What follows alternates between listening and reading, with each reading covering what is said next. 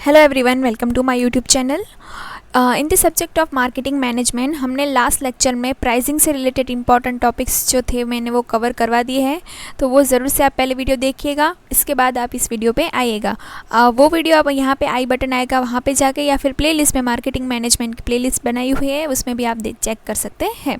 तो आज के इस वीडियो लेक्चर में हम क्या कवर करने वाले हैं, टाइप्स ऑफ प्राइसिंग मेथड, जिसमें cost oriented pricing method and market oriented pricing method हम कवर करेंगे। तो आइए स्टार्ट करते हैं वीडियो। इंट्रोडक्शन देख लेते हैं। Pricing is the process of evaluating the value और cost that will be charge for a producer or a service, product or a service. Product और सर्विस के बदले में जो प्राइस हम पे कर रहे हैं in the form of exchange के फॉर्म में, हम उसे बोलेंगे pricing. It is one of the 4 P of marketing, place, promotion, price and product. Price is the only revenue generating element. तो प्राइस क्या है, एक रेवेन्यू जनरेटिंग एलिमेंट है among the all 4 P of the marketing. Pricing involve the activities and procedures that help in deciding the value a company is going to charge in the exchange for its product or service. तो company product या service जो customer को provide करती है उसके बदले में क्या चार्ज कर रही है, प्राइस चार्ज कर रही है। Pricing methods are the method that help in determining the price of goods and service based on the various factors. तो डिफरेंट फैक्टर्स अफेक्ट कर रहे हैं प्राइसिंग डिसाइड करने के लिए। तो कौन कौन से मेथड है और उस प्राइसिंग मेथड हम किस तरह से चूज़ कर रहे हैं। तो types of pricing method 2 types के हैं, cost oriented pricing and market oriented. तो यहाँ पे नाम से पता चल रहा है कॉस्ट ओरिएंटेड प्राइसिंग मेथड में क्या होगा, जहाँ पे हम प्राइस कॉस्ट के बेसिस पे डिसाइड कर रहे हैं कि हमारी कॉस्ट कितनी है, हम उसके अकॉर्डिंग अपनी प्राइस सेट करेंगे। एंड मार्केट ओरिएंटेड में क्या होगा कि मार्केट में क्या एक्चुअल में प्राइस चल रही है, जहाँ पे हम अपने कॉम्पिटिटर को देखेंगे और जो एक्सटर्नल फैक्टर्स अफेक्ट कर रहे हैं हमारे प्रोडक्ट या सर्विस के लिए, उसको हम कंसीडर करेंगे और उसके बेसिस पर प्राइस डिसाइड करेंगे। तो कॉस्ट ओरिएंटेड प्राइसिंग मेथड में cost plus pricing method, markup pricing and target return pricing methods involve है। और मार्केट ओरिएंटेड प्राइसिंग में perceive value pricing, value pricing, going rate pricing, differentiate and auction type pricing methods हैं। तो एक एक करके देखते हैं। तो टाइप्स ऑफ प्राइसिंग मेथड में हमने देखा cost oriented pricing method and market oriented pricing method. तो कॉस्ट ओरिएंटेड प्राइसिंग में cost plus pricing, markup pricing and target return pricing, जहाँ पे मार्केट ओरिएंटेड प्राइसिंग में इंक्लूड है perceive value, value pricing, going rate pricing, differentiate pricing and auction type pricing. तो first cost oriented pricing method में first है cost plus pricing method. तो उसमें क्या हो रहा है कि cost plus pricing is also known as markup pricing. तो ये भी हमें ध्यान रखना है। It is a pricing method where a fixed percentage is added on the top of the cost it takes to the produce 1 unit of the product. The resulting number is the selling price of the product. तो यहाँ पे हमने क्या करना है, एक fix percentage amount हमारे cost में ऐड करके ऑलरेडी रखना है एंड उसके बाद जो रिजल्ट आ रहा है उसको हम सेलिंग प्राइस में उस प्रोडक्ट की ऐड कर देंगे। This pricing method looks solely at the unit cost and ignore the price set by competitor. यहाँ पे हम अपने जो प्रोडक्ट है उसको एज ए सिंगल फॉर्म में देख रहे हैं। यहाँ पे हम कॉम्पिटिटर की प्राइस क्या है उसको हम कंसीडर नहीं कर रहे हैं। For this reason it is not always the best fit for many business because it does not take external factors like competitors and into account. यहाँ पे हम सिर्फ अपना ही देख रहे हैं कि मैंने एक फ़िक्स अमाउंट सेट करी है, उसके अकॉर्डिंग मेरी जो सेलिंग प्राइस मैं ये अपने प्रोडक्ट के लिए सेट करूँगा। लेकिन यहाँ पे क्या होगा, हम कॉम्पिटिटर को नहीं देख रहे हैं। मैंने जो प्राइस सेट करी है वो मेरे कॉम्पिटिटर से बहुत ज़्यादा आ रही है, तो वहाँ पे क्या होगा, हमारा प्रोडक्ट मार्केट में नहीं चलेगा। तो हमने ये बेस्ट मेथड हम नहीं बोल सकते कॉस्ट प्लस प्राइसिंग को। फिर है markup pricing. Markup is the percentage difference between unit cost and the selling price of the product. ये तो मार्कअप प्राइस क्या है, एक डिफरेंस है जहाँ पे हम यूनिट कॉस्ट, जहाँ पे आपने आगे देखा कि जो unit cost and selling price के बीच का डिफरेंस होगा उसको हम बोलेंगे markup pricing. You can calculate a product's markup by subtracting the unit cost from the sales price and dividing the resulting number by the unit cost. तो हमने क्या करना है यहाँ पे कि हमने जो प्रोडक्ट की मार्कअप प्राइस किस तरह से हम सेट करेंगे, यूनिट कॉस्ट होगी उसको हम सेल्स प्राइस में से माइनस करेंगे, डिवाइड करेंगे जो नंबर ऑफ यूनिट कॉस्ट हमने चाहिए उसके लिए।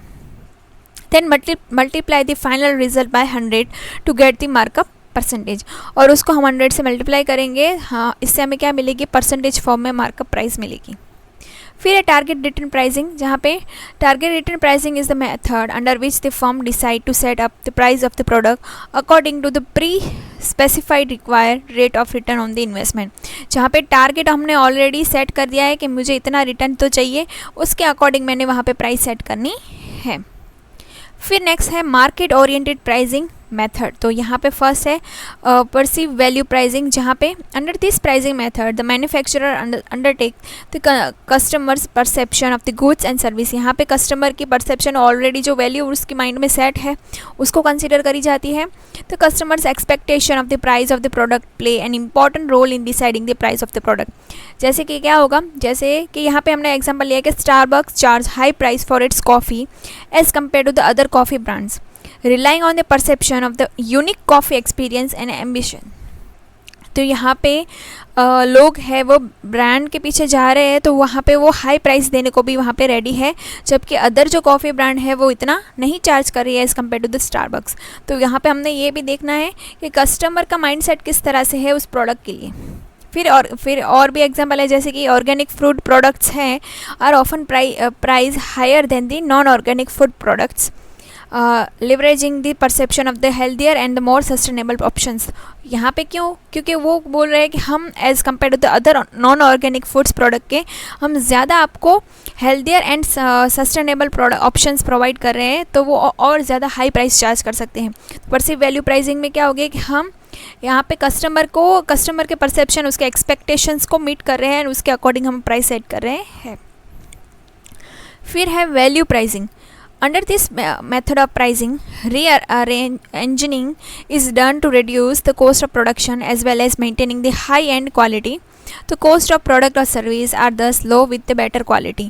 जितना री इंजीनियरिंग करी जाती है यहाँ पे क्या होगा, एक प्रोडक्ट के साथ और एक प्रोडक्ट को ऐड करा जा रहा है और कुछ नया प्रोडक्ट इस तरह से हमने मेंटेन करना है। जैसे कि वॉलमार्ट है is known for its value pricing strategy offering a wide range of product at the lower price.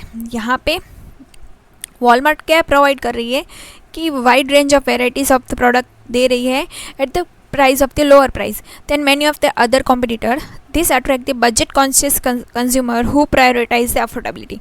यहाँ पे वो इस टाइप के कंज्यूमर को अट्रैक्ट कर रही है जो कम प्राइस कॉन्शियस है, जिनको जितनी प्राइस वो पे करना चाह रहे हैं उसके अकॉर्डिंग उसको प्रोडक्ट मिल जा रहा है विद क्वालिटी, तो वो इस टाइप से वैल्यू प्राइसिंग सेट करेगी। फिर है मैकडोनल्ड्स भी है offer a value oriented menu with the items price at a low price catering the customers looking for the affordable meal options. यहाँ पे हम भी जा रहे हैं जहाँ पे मैकडोनल्ड्स के पास भी वैल्यू ओरिएंटेड मेन्यू अवेलेबल होता है, जहाँ पे देखेगी कि एक मतलब हम देखेंगे ना कुछ कॉम्बो वगैरह हमें मिल रहा है कि नहीं, कि पिज़्ज़ा के साथ कोक आ रहा है, फ्राइज़ भी आ रहे हैं, तो इस तरह से तो वो क्या होगा कि प्रॉपर मील मिल जा रहा है अफोर्डेबल प्राइस में, तो वहाँ पे हो जाएगी वैल्यू प्राइसिंग। फिर है गोइंग रेट प्राइसिंग, जहाँ पे under this method of pricing the firm undertake the price of the rival firm and set it's price accordingly. तो गोइंग रेट प्राइसिंग में क्या होगा कि हम देखेंगे हमारी जो राइवल फर्म है जो प्राइस सेट कर रही है हम उसके अकॉर्डिंग ही अपनी प्राइस सेट करेंगे। ठीक है, हम बोलेंगे नाम से पता चल रहा है गोइंग रेट जो चल रहा है हम एज इट इज़ उसको ले रहे हैं। Generally, to end the price wars among the firms, the price of the all firm in the industry remain more or less the same when they adopt the going rate pricing। यहाँ पे क्या होगा कि जो price war है उसको ख़त्म करने के लिए जो मार्केट में चल रहा है रेट उसी को ही सभी कॉम्पिटिटर मेंटेन करते हैं। Oligopolist firms like steel, fertiliser, paper etcetera practice going rate pricing. तो बहुत सारी ऑलिगोपोलिस्टिक फर्म्स है वो इस तरह से गोइंग रेट प्राइसिंग को मेंटेन करती है। For example, telecommunication firms like Jio, Airtel and Vodafone charge almost the same rate under this going rate pricing। ठीक है, तो हमारे जो रिचार्ज हम कर रहे हैं तो मोर और लेस सभी के प्राइसिंग जो होती है वो सेम ही रह रही है अभी। Ride sharing companies like Uber and Lyft use dynamic pricing adjusting fares based on the factors like demand and supply. तो और भी जो कंपनीज़ है लाइक हम बोलेंगे राइड शेयरिंग कंपनीज है वो भी डिमांड एंड सप्लाई पर बेस्ड अपना प्राइस सेट कर रही है according to going rate pricing. फिर है डिफरेंशियल प्राइसिंग, जहाँ पे differential pricing is practice under price discrimination where the seller charge different price from the different buyer. The prices can also vary from age, gender, location, customer, standard etcetera. यहाँ पे differentiate pricing नाम से पता चल रहा है, जहाँ पे हम डिफरेंट कस्टमर से डिफरेंट प्राइस चार्ज कर सकते हैं according to their age, gender, location या customer standard. For example, the price of mineral water charge is different in different places like hotels, restaurant, general store, etc. And हम ये भी है ना कि हम जब थिएटर में जाते हैं तो वहाँ पे नॉर्मल मिनरल वाटर है या फिर पॉपकॉर्न है या फिर कुछ खाने पीने की चीज़ है तो वहाँ पे उसका प्राइस बहुत हाई रहता है, तो वो डिफरेंशियल प्राइसिंग में आएगा। फिर movie theaters often are use differential pricing based on the factors like age, time of the day and special occasion. फिर है ऑक्शन टाइप प्राइसिंग, तो नाम से पता चल रहा है यहाँ पे क्या होगा। This type of pricing method come into the existence with the increase usage of the internet, websites like OLX, Quikr, eBay etcetera practice auction type pricing. तो यहाँ पे ऑक्शन टाइप प्राइसिंग का जो ट्रेंड है वो बड़ा है by using the internet. There are 3 types of auctions. First है इंग्लिश ऑक्शन, जहाँ पे क्या होगा, one seller and multiple buyer होंगे, जहाँ पे seller tend to increase the price until the product reach to the best bid. तो यहाँ पे सेलर है वो उतने प्राइस बढ़ाएगा जहाँ पे उसको बेस्ट बिड प्राइस मिले, ठीक है। जो नॉर्मल हम देख रहे हैं वो इंग्लिश ऑक्शन ही होता है। फिर है डच ऑक्शन, जहाँ पे क्या होगा, under the Dutch auction there are one seller and many buyer और many seller and one buyer. तो बहुत सारे सेलर हो सकते हैं, एक ही बायर हो सकता है, एंड एक बायर एंड मैनी सेलर हो सकते हैं इन द डच ऑक्शन में। फिर है सील बिड ऑक्शन, ये ज़्यादा अलग है थोड़ा। तो यहाँ पे क्या होगा, government and industrial purchase general follow this method of the pricing. यहाँ पे गवर्नमेंट इस टाइप की बिडिंग करती है।